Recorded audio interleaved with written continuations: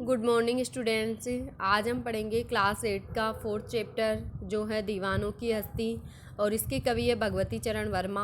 और ये जो मैं एक्सप्लेन कर रही हूँ वो नोटबुक वर्क है, आपको नोटबुक में करना है। चित्र आपको स्वयं को बनाना है। यहाँ पे शब्दार्थ है हस्ती यानी अस्तित्व, आलम यानी दुनिया, माहौल, स्वच्छंद यानी अपनी इच्छा के अनुसार चलने वाला, उल्लास यानी प्रसन्नता, खुशियाँ, धूल उड़ाते यानी खुशी मनाते, दीवानी यानी मस्ती भरा जीवन जीने वाला व्यक्ति, जग यानी संसार, छक्कर यानी जी भरकर, उर यानी हृदय को बोलते हैं, आबाद बसना, बंधन यानी बेड़ियाँ। अब आपको निम्न शब्दों से वाक्यों का निर्माण कीजिए। इन शब्दों से आपको वाक्य बनाने हैं। दीवाने, जग, आबाद, बंधन, असफलता। अभी आपको भावार्थ है हम दीवानों उड़ाते जहाँ चले। अब यहाँ पे जो आपका भावार्थ दिया हुआ है वो 2 पैराग्राफ का है। इसमें 2 पैराग्राफ्स का भावार्थ है इसमें, जो मैंने आगे एक्सप्लेन किया है। ये भावार्थ मैंने उस चैप्टर में उसमें समझा दिया। उस वाले वीडियो में जो चैप्टर को एक्सप्लेन किया है उस वीडियो में ये भावार्थ बता दिया आपको। अब यहाँ पे आपके क्वेश्चन आंसर है। कवि ने अपने आने को उल्लास और जाने को आंसू बनकर बह जाना क्यों कहा है? कवि बेफिक्री भरा जीवन जीने वाला व्यक्ति है।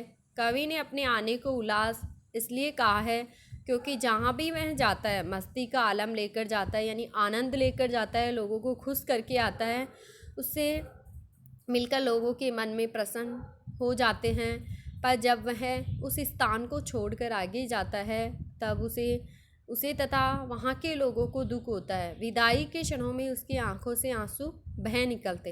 यानी ऐसा होना भी चाहिए, जहाँ पे इंसान की छवि ऐसी होनी चाहिए, जहाँ पे आप जा रहे हो वहाँ पे प्रसन्नता होनी चाहिए, और जब आप जाओ तो लोग आपको याद करें कि वो इंसान ऐसा था।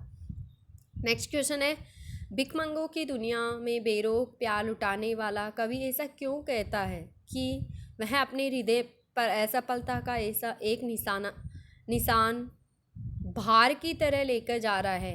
क्या वह निराश है या प्रसन्न है? इसमें कवि को आप लोगों को बताना है कि भिखमंगों की दुनिया में बेरोक प्यार लुटाने वाले कवि ऐसा क्यों कहता है, और क्या कवि हृदय से उदास है या प्रसन्न है। यहाँ भिखमंगों की दुनिया से कवि का आशय है कि ये दुनिया केवल लेना जानती है, देना नहीं।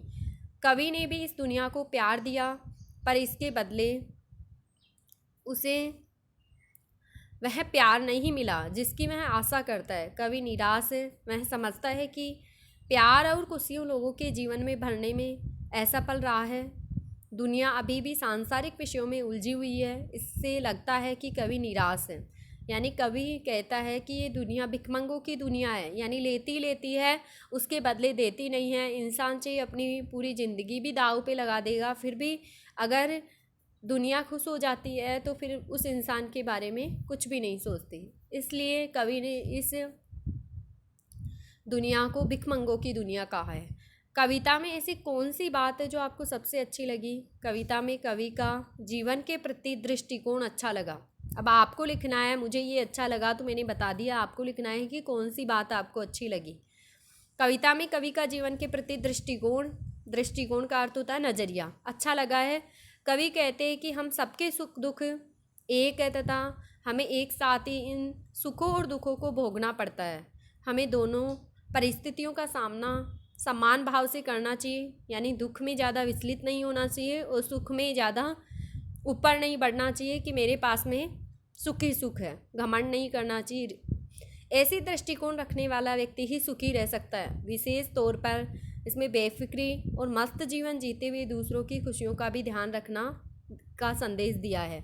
यानी अगर आपके पास में खुशियां हैं, आप प्रसन्न हो, तो आपके आसपास के लोग दुखी है तो उनका भी ध्यान रख करके चलना चाहिए। ऐसे नहीं कि हम मनमौजी है, अपनी ही मस्ती में है।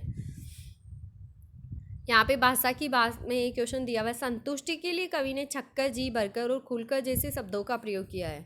इसी भाव को व्यक्त करने वाले कुछ और शब्द सोचकर लिखिए, जैसे हंसकर, गाकर। तो मैंने यहाँ पे लिखा है खींचकर, पीकर, मुस्कुराकर, देकर, मस्त होकर, सराबोर होकर। यानी यहाँ पे तुक मिल रहा है, लास्ट वाले जो ये शब्द है उसके लास्ट वाले वर्णों का तुक मिल रहा है। इसमें यही बताया हुआ है। Thank you.